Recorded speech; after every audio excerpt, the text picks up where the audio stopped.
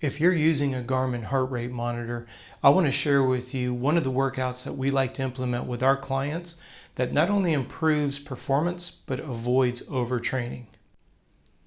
Hi, I'm Coach Robb, and at the time of this recording, I've been a human performance coach going on 40 years. And I'm a huge fan of the Garmin watch and the analytics dashboard. In today's video, I want to talk about something that I use with all of my clients, regardless of sport. It is going to be a little bit complicated. I don't want that to scare you, but I also want to set the context because with all of the videos that I put together for you, I hope that you're starting to realize more and more that context has to be brought into the conversation.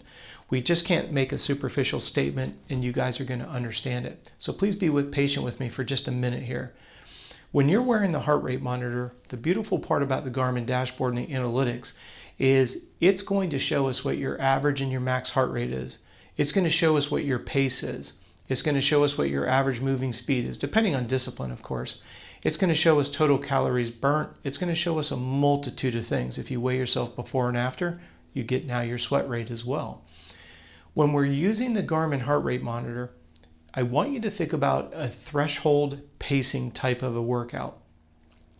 My goal for you is never to overtrain, and the way to do that is to make sure that you know what your current level of output is based on heart rate, based on intensity. Some people think those are one and the same, but I want you to think about intensity relevant to pace. I am asking for a 1% perspective change here. I'm going to use running just because most people can relate to it, so please let it apply to your sport however it's applicable. If you come to me as an elite runner and you're running a 6-minute mile for a 5K distance, that's roughly 90 seconds per quarter mile. Not roughly, it's exactly 90 seconds per quarter mile. So when we go to the track to get quote unquote faster, we might run quarter mile repeats. We might implement some half mile repeats. We might do some full 1 mile repeats. The key is stay focused on the pace of 6 minutes. Now my job to serve you as a human performance coach is, what is your heart rate at that 6-minute pace? Now I'm going to use very, very loose numbers. Let's just say that at a 6-minute pace, you can run between 165 and 175 heart rate. Well, when we go to the track, let's say that I want to do quarter mile repeats. We're taking your 5K race distance pace. We know what your race intensity is, 165, 175. And now when we come to do quarter mile repeats, because the quarter mile is so short, we know that we can run 87, maybe 88 seconds per quarter without allowing yourself to go over that 165 out of that 10 beat range. This is where speed work now gets to take on a different connotation because we can focus on biomechanics. The more efficient you can run, the faster you can run at a lower heart rate until you get to a point where the body starts to physiologically break down, and that's your sweet spot. That's where you realize, okay, race pace is a 6-minute for a 5K. You've got your pace against your distance. If you want to run faster than that, you don't just go and, I gave you the numbers earlier, you don't go from a 90-second quarter, which is your current race pace, and try to run a 60-second quarter. The gap is too far. That's how you lead yourself into overtraining. You want to just simply be 2 to 3 seconds faster. That's it. Now, this is where patience is so difficult in the world of athletics because we want an immediate return on the effort we're putting in. Keep in mind, please, the workout that you do today you will not reap the benefits from that for 6 months. So if I can earn your confidence in understanding that this is a long game that we're playing here, having confidence in the workout that you're doing is going to keep you from getting overtrained. It's going to reduce your risk of getting injured. It's going to reduce your risk of getting sick, which means the incremental improvement is guaranteed. It's better to be just slightly faster and be able to do more of them. And we've got all kind of formulations that we use, but let's just say for the sake of this video, when you can take and implement 12 quarters, which is essentially 3 miles, not essentially, once again, it's accurate, right? 12 quarters is going to give you 3 miles.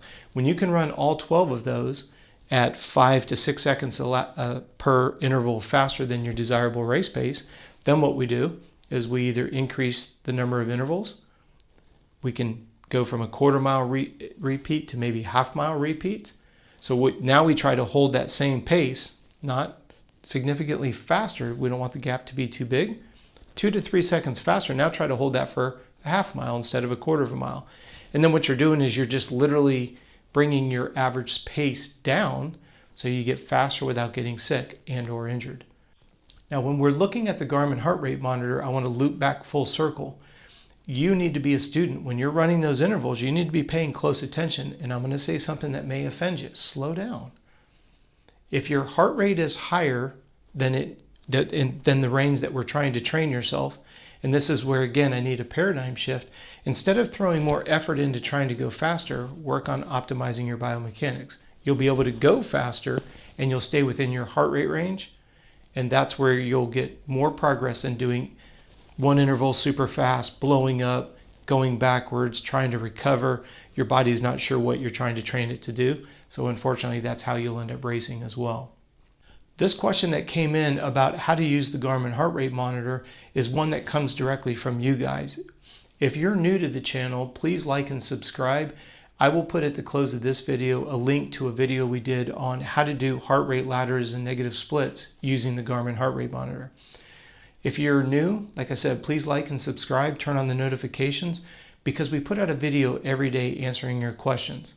And if you happen to have one in the future, please feel free to send it to me. contact@coachrobb.com.